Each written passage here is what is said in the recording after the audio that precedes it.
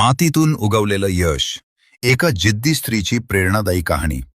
साधं आयुष्य, रोजची शेती, उन्हात पावसात वाऱ्यात कष्ट करत जगणं.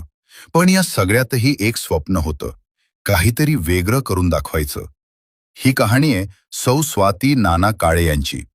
घरची जबाबदारी, शेतीची कामं आणि समाजाच्या अपेक्षा या सगळ्यांमध्ये स्वतःला हरवून न जाता त्यांनी स्वतःची एक वेगळी ओळख निर्माण केली.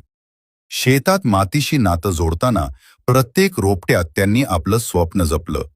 प्रत्येक कष्टात त्यांनी भविष्य घडवलं आणि आज त्याच कष्टाचं सोनं झालंय.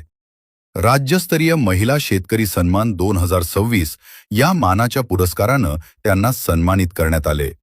51,000 रुपये आणि सन्मान चिन्ह मिळवत त्यांनी केवळ स्वतःच नाही तर संपूर्ण गाव, कुटुंब आणि सर्व महिलांसाठी एक आदर्श निर्माण केलाय.